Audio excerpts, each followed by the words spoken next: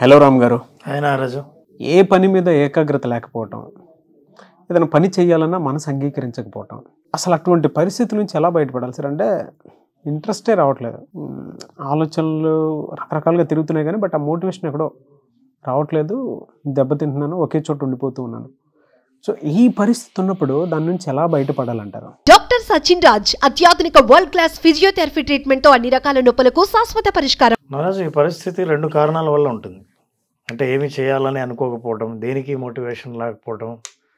ఒకటేంటంటే నీ చేతిలో లేని ఒక రకమైన డిప్రెసివ్ కండిషన్లో, బైపోలార్ డిజార్డరు, ఒక డిజార్డర్లో ఉండి, డిప్రెషన్లో ఉండి, పోస్ట్ ట్రామాటిక్ స్ట్రెస్ డిజార్డర్ లాంటివి ఏవైనా ఇబ్బందులు కలిగిన దశ ఒకటైతే, రెండోది సోమరితనం. కేవలం సోమరితనం. ఎలా మనిషికి ఇంట్రెస్ట్ ఉండదు, నిద్ర లేవాలన్నా ఇంట్రెస్ట్ ఉండదు, శరీరం మీద ఏమాత్రం శ్రద్ధ ఉండదు, సెల్ఫ్ కేర్ అసలు పట్టించుకోకపోగా ఎవరైనా సరే కదిలిస్తే చాలు నాకు దేని మీద ఇంట్రెస్ట్ ఉండట్లేదు. సమస్యలన్నీ ఎంత అద్భుతంగా చెబుతారంటే, ఈ మధ్య నేను చాలామందితో ఇంటరాక్ట్ అయ్యాను. వాళ్ళందరూ మాట్లాడుతున్న మాట ఏంటంటే, వయసు మించిపోతుంది, నా తోటి వాళ్ళందరూ డెవలప్ అయిపోయారు, నేను ఎందుకో ఎక్కడున్నానో అక్కడే ఉండిపోతున్నాను, మ్యారేజ్ అవ్వలేదు, జాబ్ రాలేదు, వచ్చే జాబులు చేయాలన్న ఇంట్రెస్ట్ ఉండట్లేదు. ఇట్లాంటి అంటే మనసు సహకరించినా, చెయ్యాలని ఏదైనా తెలిసినా శరీరం సహకరించకుండా ఉంటుంది చూసారా, అట్లాంటి దశ రెండోది. మొదటి దశ బ్రెయిన్ కెమికల్స్లోనే తేడా ఉండి తను ఏం చేస్తున్నాడో తెలియక, ముందుకు వెళ్ళలేక, ఏ ఆలోచన రాక, it is a physiological and mental condition, psychological condition. ఇది అంటే బిహేవియరల్ కండిషన్ రెండోది. బిహేవియరల్ కండిషన్లో పీపుల్ ఆర్ ఇన్వాల్వ్డ్. చాలామంది ఈ దశలో ఉన్నవాళ్ళు, ఈ స్థితిలో ఉన్నవాళ్ళు దేంట్లో ఇన్వాల్వ్ అయి ఉంటారంటే ప్లెజర్ యాక్టివిటీస్లో ఇన్వాల్వ్ అయి ఉంటారు.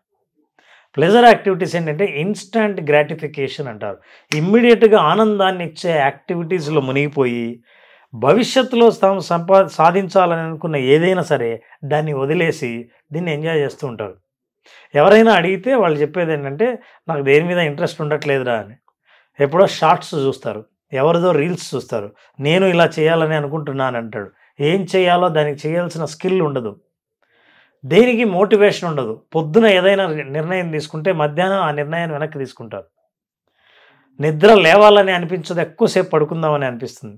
ఏది ఎంటర్టైన్మెంటే, ఏది టైం పాసో, ఏది క్షణాల్లో మన టైంని పాస్ చేస్తుందో, ప్లెజర్ని ఇస్తుందో దాని మీద యాక్టివ్గా ఉంటారు. సో ఎవరికి ఏమీ పలకరు. పైగా వీళ్ళతో మీరు మాట్లాడితే సమస్యలు ఏం చెప్తారంటే, అవతల వాళ్ళు మీ మీద సింపతి చూపించే సమస్యలని చెప్తారు. నిజమే, ఈ పరిస్థితిలో ఎవరికి ఇంట్రెస్ట్ ఉండదు అని అనిపించేటట్టు కారణాలన్నీ వెతుక్కొని చెప్తారు. ఎందుకంటే నేను కంపేర్ చేస్తే అందరూ గ్రో అవుతున్నారు, నేను ఎంత ట్రై చేసినా, 4 జాబ్స్కి అప్లై చేసినా ఒక్కడే ఇంటర్వ్యూకి పిలిచాడు, ఇంటర్వ్యూకి వెళ్తే సెలెక్ట్ కాలేదు. ఇవన్నీ చూసి సిరీస్ ఆఫ్ ఈవెంట్స్ చెప్పడం చూస్తే అవతలవాడు విన్నవాడికి నిజమే కదా, ఏమి చేయాలని అనిపించదు అని అంటుంది. కానీ వీళ్ళు అలా డిజైన్ చేస్తారు. These are all behavioural problems. ఈ బిహేవియరల్ ప్రాబ్లమ్స్ ఉన్న వాళ్ళే నారాజు ఏమి చెయ్యాలని అనిపించకపోవడం, దేనికి మోటివేషన్ లేకపోవడం, ఏది మూవ్ కాకుండా ఉండడం, నిర్ణయాలు ఏవి తీసుకోకపోవడం, ఇన్యాక్షన్లో బ్రతకడం, ఇవన్నీ చేస్తుంటారు. ఇది సోమర్తనం సార్. అది కాకుండా సెకండ్ పార్ట్కి వద్దాం, అంటే సెకండ్ వెర్షన్. అవేమి ఉండవు సార్.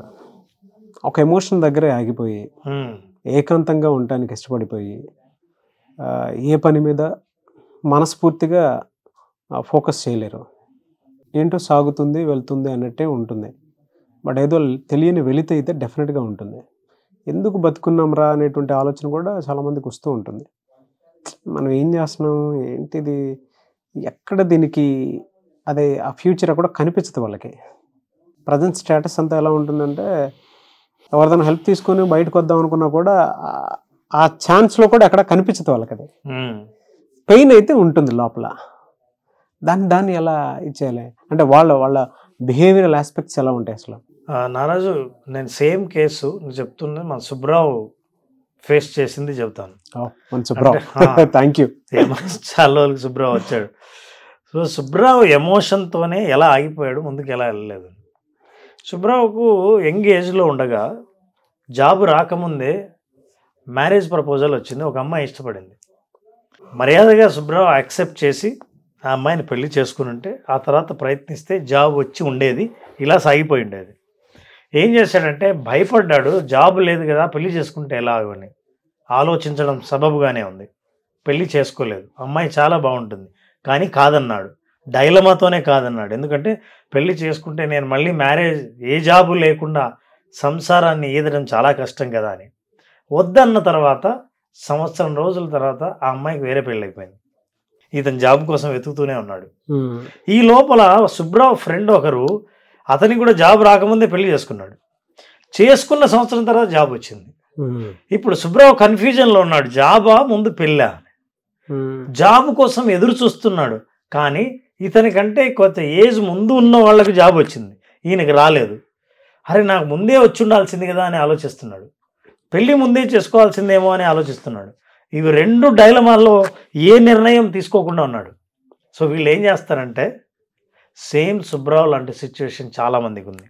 సడన్గా ఒక చోట ఆగి వెనక్కి తిరిగి చూస్తుంటే నా ఏజ్ పెరిగిపోయింది, నాకు ఇప్పుడు జాబ్ రాదు, నన్ను ఎవరు యాక్సెప్ట్ చేయరు, ఎవరు పెళ్లి చేసుకోవాలని అనుకోరు, అందుకని అన్నీ రిజెక్ట్ చేయడం మొదలు పెడతారు.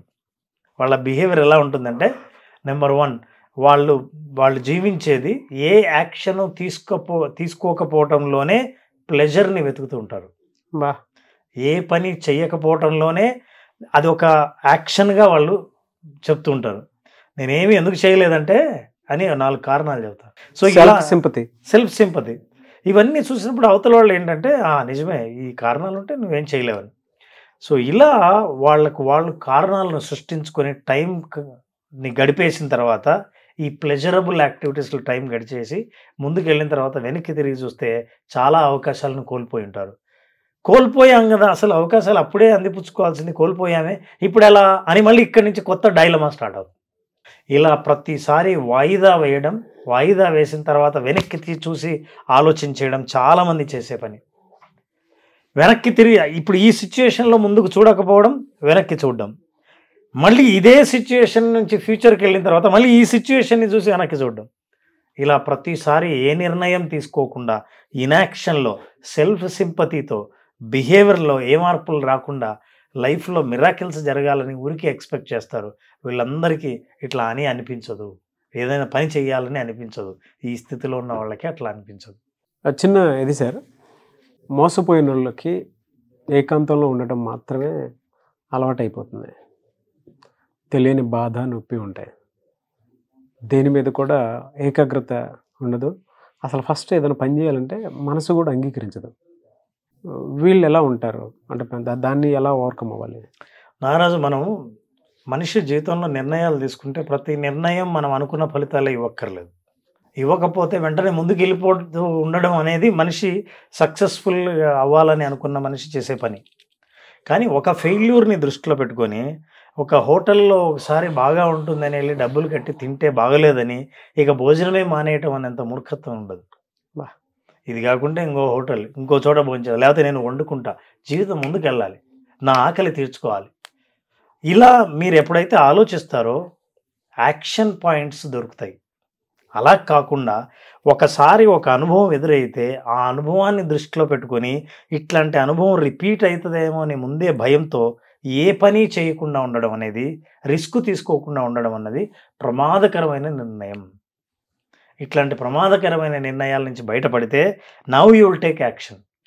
అదే నువ్వు ఎక్స్పెక్ట్ చేసావు, అది రాంగ్ అయింది, నో ప్రాబ్లం, జరుగుతూ ఉంటాయి. కానీ మన స్ట్రెంగ్త్, మన పర్సనాలిటీ ఎప్పుడు బయటపడుతుందంటే ఈ సమస్యల నుంచి బయటపడడానికి మనం చేసే ప్రయత్నంలోనే. అసలు ప్రయత్నించకపోవడమే పెద్ద ఫెయిల్యూర్. ప్రయత్నంలో ఫెయిల్ అయినా మళ్ళీ ప్రయత్నించవచ్చు. ఏమీ ప్రయత్నించకుండా ఉండడమే అంతకంటే మించిన ఫెయిల్యూర్ లేదు. కాబట్టి సుబ్రావ్, నువ్వు యాక్షన్ తీసుకోవాలి, టేక్ యాక్షన్. ఏం చేయాలి?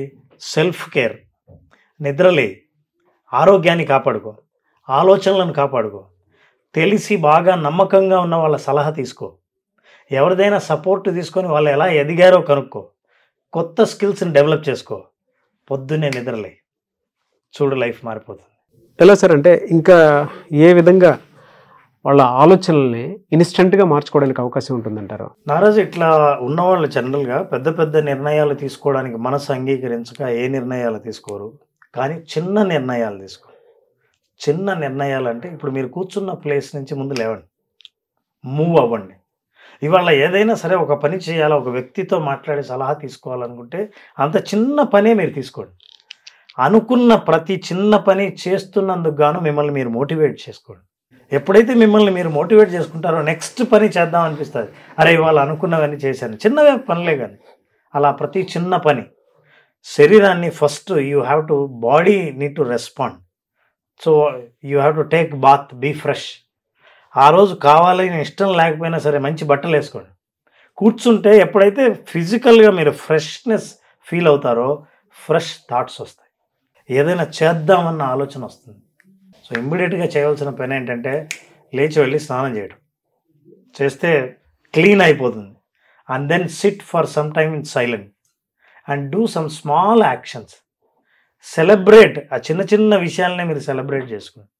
అప్పుడు మోటివేషన్ రేపటికి వస్తుంది. అప్పుడు అవి పెద్ద నిర్ణయాలకు దారితీస్తుంది. దెన్ మీరు అనుకున్న నిర్ణయం తీసుకుంటారు. మీరు చెప్తుంటే నాకు ప్రాక్టికల్ ఎక్స్పీరియన్స్ మనం చాలా చూస్తూ ఉంటాం. కొన్నిసార్లు మనకేం అర్థం కానప్పుడు జస్ట్ అలా లేచి ఫేస్ వాష్ చేసుకొని మిర్రర్ ముందుకు వెళ్ళి మనం ఏంటని ఒకసారి ఆలోచించుకొని మనం దేనికోసం పోరాడుతున్నాం దాని మీద అవగాహన లేనప్పుడు ఫస్ట్ ఇల్లు క్లీన్ చేసుకోవటము, మనల్ని మనం క్లీన్ చేసుకోవటము, అంటే మీరు ఇందాక చెప్పినట్లు బాత్ చేసుకోవటము, లేదు మనకు అవగాహన లేనప్పుడు ఫర్దర్గా మనకి ఏదైతే బాగుంటుందనే దాని మీద జర్నల్ రాసుకోవటము, రేపటికి దీన్ని నేను ఇంకొకసారి చదివో లేదంటే ఇంకొకసారి అప్లై చేయడానికి ప్రయత్నం చేయడానికి చేసుకునేది కూడా ముందే రాసుకోవటం చేస్తే ఒక చిన్న చేంజ్ దగ్గర నుంచి మనం ఏ దాని మీద ఇంట్రెస్ట్ లేకుండా ఉండేదాన్ని పోగొట్టుకోవచ్చు. ఎలా అయినా సరే సార్, మీరు ఇందాక చెప్పినట్లు జీవితంలో ఎవరు ఏది చేసినా చెయ్యకపోయినా సరే ఇన్స్టెంట్ రిజల్ట్ రావాలి అనుకునేటువంటి వాళ్ళకి ఒకటే చెప్తాను సార్, నేను ఒకటే ఫార్ములా. మీరు స్నానం చేయకుండా అయితే ఉంటారుగా, ఏ పని చేయబుద్ధి కాకపోతేమో కానీ స్నానం చేయకుండా అయితే ఉంటారుగా, లేచి మీరు చెప్పినట్లు ప్రశాంతంగా స్నానం చేసి హ్యాపీగా కొద్దిసేపు వాళ్ళకి ఏం కావాలి ఇన్స్టెంట్ రిలీఫ్, అక్కడి నుంచి లేచి బయటికి వెళ్ళి ఎక్కడన్నా నేచర్లో ఒక్కొక్క 10 నిమిషాలు గడిపితే తిరిగి మనల్ని మనం తెచ్చుకునే అవకాశం ఉంది. ఒరిజినల్ సెల్ఫ్, ఎస్, ఆ సెల్ఫ్ లవ్ కూడా డెవలప్ అవుతుంది. అంటే అట్లీస్ట్ ఆ సింపతి పోతుంది. థాట్ మీద థాట్ డిపెండెన్సీ పెరిగిపోయి మనిషికి మీరు ఇంత చెప్పినట్టు 3 లేయర్స్లో ఒకటి బద్ధకంతో వస్తుంది, 2 సైకలాజికల్తో ప్రాబ్లమ్స్ వస్తుంది, మోసపోయిన వాళ్ళకి బయటపడడానికి ఇదిగో ఇలాంటి దారే ఎక్కువగా చూసుకోవాల్సిన అవసరం ఉంటుంది. థ్యాంక్ యూ అన్న, thank you so much Ram garu. Thank you. చాలా మంది ఆన్లైన్ క్లాస్ విజువలైజేషన్ మీద అడుగుతూ ఉన్నారు, ఎప్పుడు ఉండే అవకాశం ఉంటుంది? ఇది February 6th ఉంది నారాజు. February 6th బేసిక్స్కి వచ్చాం. చాలా మంది మళ్ళీ బేసిక్స్ స్టార్ట్ చేయండి అని అంటున్నారు. చాలా మంది మల్టిపుల్ టైమ్స్ ప్రోగ్రామ్స్ అటెండ్ అవుతున్నారు, కొత్త కంటెంట్ అడుగుతున్నారు, కొత్తది కంటెంట్ ఎప్పటికప్పుడు అప్డేట్ చేస్తున్నాం. February 6th basic art of visualisation session start అవుతుంది. 5 రోజుల పాటు ఆసక్తి ఉన్న వాళ్ళు అటెండ్ అయితే తప్ప అసలు దానిలో ఉన్న బ్యూటీ కానీ దానిలో ఉన్న అనుభవం కానీ అర్థం కాదు. థ్యాంక్ యూ అన్న, thank you so much Ram garu. Thank you నాన్న. సో చూసారు కదండి వీడియో. ఈ వీడియోపై మీ అభిప్రాయాన్ని కమెంట్ బాక్స్లో పోస్ట్ చేయండి. ముఖ్యంగా మీరు కనుక రామ్ గారిది art of visualisation class attend అవ్వాలి అనుకుంటే స్క్రీన్ మీద మీకు కాంటాక్ట్ నెంబర్ కనిపిస్తుంది, దాన్ని మీరు కాల్ ఆర్ మెసేజ్ వాట్సాప్ చేసి వెంటనే ఎన్రోల్ చేసుకోండి. ఒకవేళ మీకు కాంటాక్ట్ నెంబర్ కనెక్ట్ అవ్వట్లేదు అంటే మిస్టర్ నాగ్ అఫీషియల్ 1 అని నా ఇన్స్టాగ్రామ్ ఐడి ఉంది, దానికి మీరు పర్సనల్ మెసేజ్ పెట్టినా కూడా నేను రామ్ గారి టీమ్కి ఫార్వర్డ్ చేస్తాను. ఆ విధంగానే సరే మీరు అప్రోచ్ అవ్వచ్చు. అండ్ ఈ వీడియో లైక్ చేయండి, షేర్ మాత్రం తప్పకుండా చేయండి. ఇలాంటి మరిన్ని వీడియోస్ కోసం మా ఛానల్ ఫాలో అవ్వండి. Thank you.